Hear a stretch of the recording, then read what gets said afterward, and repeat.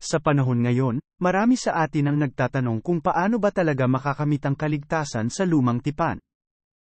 Bago tayo magpatuloy, kung hindi ka pa nakasubscribe, pindutin ang subscribe button, like at ang notification button para makatanggap ka ng mga bagong videos. Itong panahon ng New Testament, alam natin na ang kaligtasan natin ay sa pamamagitan ng pananampalataya kay Hesu Kristo. Kaya naman ang katanungan, na paano ba nakamit ang kaligtasan ng mga tao sa Old Testament, bago dumating si Hesu Kristo? Itong tanong na ito, ay nagdudulot ng kalituhan sa maraming mananampalataya. Sa bagong tipan, malinaw na sinasabi ng salita ng Diyos, na tayo ay naligtas sa pamamagitan ng pananampalataya kay Hesu Kristo at hindi sa mabuting gawa, siya lamang ang daan patungo sa Ama. At sa pamamagitan niya, tayo ay matatawag na anak ng Diyos.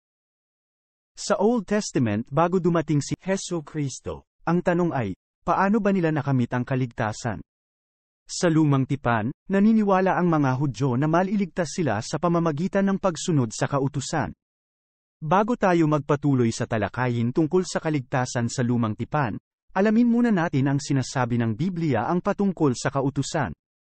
Una, ayon sa Biblia, walang maliligtas sa pagsunod sa kautusan sinasabi sa Galatia Kapitulo 3 versikulo 11, malinaw na walang taong ituturing na matuwid sa harap ng Diyos sa pamamagitan ng pagsunod sa kautusan dahil sinasabi sa kasulatan, ang taong itinuring na matuwid ng Diyos dahil sa pananampalataya niya ay mabubuhay.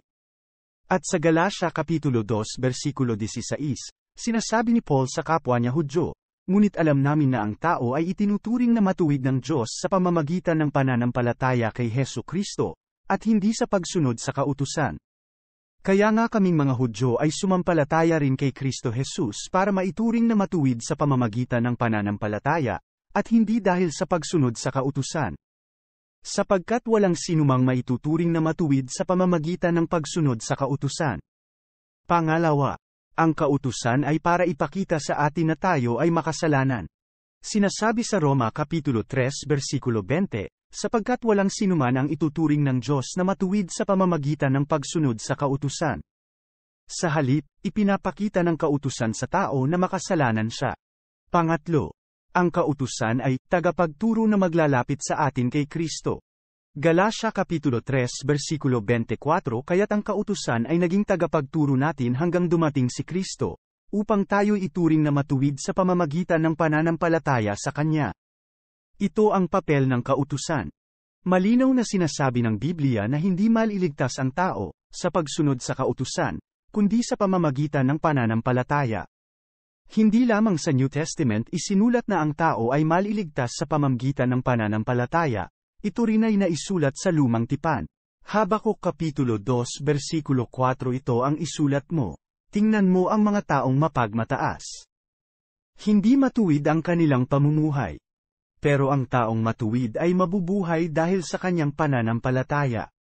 Nagpapatunay lamang na mula pa noon sa lumang tipan ang kaligtasan ay kaloob ng Diyos, dahil sa kanyang kagandahang loob at sa pamamagitan ng pananampalataya, at hindi sa mabuting gawa.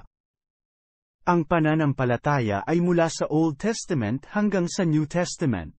Sinabi rin ni Paul sa Roma Kapitulo 4 versikulo 22-24, kaya nga, itinuring ng Diyos na matuwid si Abraham dahil sa kanyang pananampalataya. Malinaw na sinabi ni Paul, na sa lumang tipan si Abraham ay tinawag na matuwid ng Diyos dahil sa kanyang pananampalataya. At itong pananampalataya ay hindi lang para sa lumang tipan kundi sinasabi na ito ay para sa atin lahat. Roma Kapitulo 4 versikulo 1 hanggang 9, bilang halimbawa kung paano itinuturing ng Diyos na matuwid ang tao, isipin ninyo si Abraham na ama ng mga Hudyo sa laman. Kung itinuring siya ng Diyos na matuwid dahil sa mga nagawa niya, sana ay may maipagmamalaki siya. Pero wala siyang maipagmamalaki sa Diyos, dahil sinasabi sa kasulatan, sumampalataya si Abraham sa Diyos, at dahil dito ay itinuring siyang matuwid ng Diyos. Ang ibinibigay sa isang taong nagtatrabaho ay hindi kaloob kundi bayad.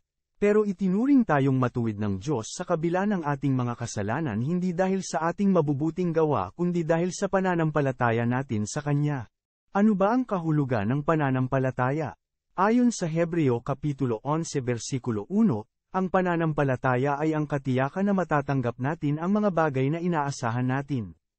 At ito ay ang pagiging sigurado sa mga bagay na hindi natin nakikita.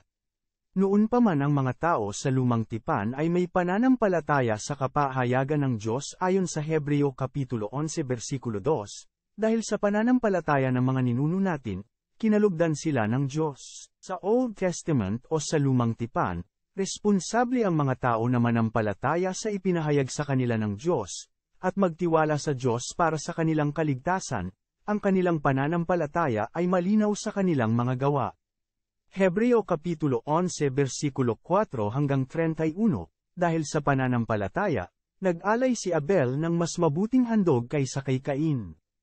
At dahil sa pananampalataya niya, itinuring siyang matuwid ng Diyos, dahil tinanggap ng Diyos ang handog niya. Dahil sa pananampalataya, hindi namatay si Enoch kundi dinala siya sa langit, hindi na siya nakita pa dahil dinala siya ng Diyos. Dahil sa pananampalataya, pinakinggan ni Noe ang babala ng Diyos tungkol sa mga bagay na mangyayari, kahit hindi pa niya nakikita. Kaya gumawa siya ng isang barko para mailigtas niya ang kanyang sarili at ang kanyang pamilya. At sa pananampalataya niya, hinatulan ang mga tao sa mundo, pero itinuring siyang matuwid ng Diyos. Dahil sa pananampalataya, sinunod ni Abraham ang utos ng Diyos na pumunta sa lugar na ipinangako sa kanya. Dahil sa pananampalataya, nagkaanak si Abraham kahit na matanda na siya at baog ang asawa niyang si Sarah, dahil naniwala si Abraham na tutuparin ng Diyos ang pangako niya na magkakaanak si Sarah. Sa pamamagitan ng pananampalataya ay pinagpala ni Isaac sina Jacob at Esau, patungkol sa mga bagay na darating. Sa pamamagitan ng pananampalataya ay pinagpala ni Jacob ang bawat anak ni Jose, nang siya ay malapit ng mamatay. Sa pamamagitan ng pananampalataya, si Moises pagkapanganak sa kanya ay itinago ng kanyang mga magulang sa loob ng 3 buwan sapagkat nakita nilang siya ay magandang bata. At hindi sila natakot sa batas na iniutos ng hari. Sinabi sa Hebreo Kapitulo 11 versikulo 32 hanggang 35, "Kakapusin ako ng panahon kung iisa-isahin ko pa ang mga ginawa ni Gideon, Barak, Samson, Jephthah, David, Samuel, at ng iba pang mga propeta. Dahil sa pananampalataya nila, nilupig nila ang mga kaharian, namahala sila ng may katarungan, at tinanggap nila ang mga ipinangako ng Diyos. May mga babae naman na dahil sa pananampalataya nila sa Diyos, ay muling nabuhay ang kanilang mga anak na namatay. Ang iba namang sumasampalataya sa Diyos ay pinahirapan hanggang sa mamatay. Tinanggihan nila ang alok na kalayaan, kapalit ng pagtalikod nila sa kanilang pananampalataya, dahil nalalaman nilang darating ang araw na bubuhayin sila ng Diyos, at matatanggap nila ang mas mabuting gantimpala. Kinalugdan silang lahat ng Diyos dahil sa pananampalataya nila. Ang lahat ng taong ito ay namatay na sumasampalataya sa Diyos. Hindi makapagbibigay lugod sa Diyos ang taong walang pananampalataya, dahil ang sinumang lumalapit sa Kanya ay dapat maniwalang may Diyos, at nagbibigay siya ng gantimpala sa mga taong humahanap sa Kanya. Ang naisulat ni Apostol Pablo sa Roma at Galacia ay halos patungkol sa katotohanan na, iisa lamang ang daan ng kaligtasan at iisang mensahe ng Ebanghelyo, ito ay sa pananampalataya lamang.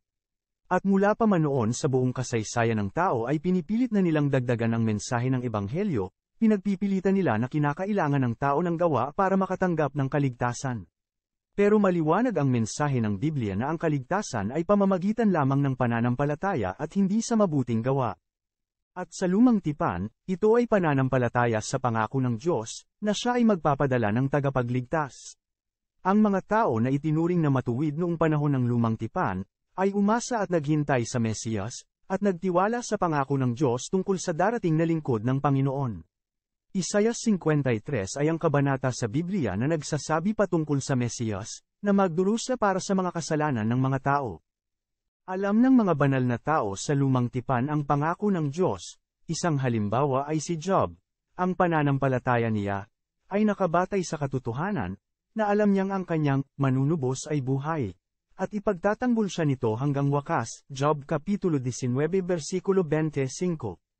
Kaya masasabi natin, na alam ng mga banal na tao sa lumang tipan ang pangako ng Diyos, na magpapadala siya ng tagapagligtas. Kaya sila ay naligtas sa pamamagitan ng pananampalataya sa tagapagligtas, katulad din ng paraan kung paano naliligtas ang mga tao ngayon. Ayon sa Mateo Kapitulo 1 versikulo 21, manganganak siya ng isang lalaki at papangalanan mo siyang Jesus, dahil ililigtas niya ang kanyang bayan sa kanilang mga kasalanan. Ayon mga taong nagpakita ng ganoong pananampalataya sa pangako ng Diyos, ay naligtas. Tayo naman ngayon ay nakatingin sa buhay, sa ginawa, sa kamatayan, at muling pagkabuhay ng tagapagligtas na si Hesu Kristo, at tayo ay naligtas sa pamamagitan ng pananampalataya sa pagtubos ni Hesu Kristo sa ating mga kasalanan, Roma Kapitulo 10 versikulo 9 hanggang 10. Sa makatuwid, ang Ebanghelyo o mabuting balita ay hindi lamang mensahe para sa New Testament, kundi ito ay naglalaman ng mensahe ng daan para sa kaligtasan sa Old Testament. Ang kaligtasan ay hindi lang sa mga Hudyo, kundi sa mga Hentil din. Inihula na sa banal na kasulatan na pagwawalang sala rin ng Diyos ang mga Hentil sa pamamagitan ng pananampalataya, at una nang ipinahayag kay Abraham ang Ebanghelyo, Galatia Kapitulo 3 versikulo 8, noon pa man, sinasabi na sa kasulatan na ituturing na matuwid ng Diyos ang mga hindi Hudyo sa pamamagitan ng pananampalataya nila. At ang magandang balitang ito ay ipinahayag ng Diyos kay Abraham nang sabihin niya, "Pagpapalain ko ang lahat ng bansa sa pamamagitan mo." Ayon sa Gawa Kapitulo 4 versikulo 12, walang sinuman sa mundong ito ang makapagliligtas sa atin kundi si Jesus lang. Walang ibang daan, si Jesus lamang, ang Jesus na ito, at ito ay naisulat rin sa Lumang Tipan sa Awit Kapitulo 118 versikulo 22. Ang batong itinakwil ng mga tagapagtayo ay siyang naging batong pundasyon, sa kanya lamang matatagpuan ang kaligtasan, sapagkat walang ibang pangalan ng sinumang tao sa buong mundo na ibinigay ng Diyos sa mga tao upang tayo ay maligtas. Mula noong mahulog ang tao sa kasalanan sa Lumang Tipan, ang batayan ng kaligtasan ay laging sa pamamagitan lamang ng kamatayan ni Kristo. Walang sinuman sa ibabaw ng mundo, bago pa man o pagkatapos ang kamatayan ni Jesus sa krus, ang maaaring maligtas sa kasalanan ng tao. Ang kamatayan ni Kristo ay ang siyang naging kabayaran ng mga kasalanan ng mga mananampalataya sa panahon ng Lumang Tipan, at ang mga kasalanan ng mga mananampalataya sa Bagong Tipan. I hope na nakatulong ang maikling paksa na ito sa iyo. At kung may katanungan ka or may gusto kang talakayin ko, isulat lamang sa comment below. God bless you.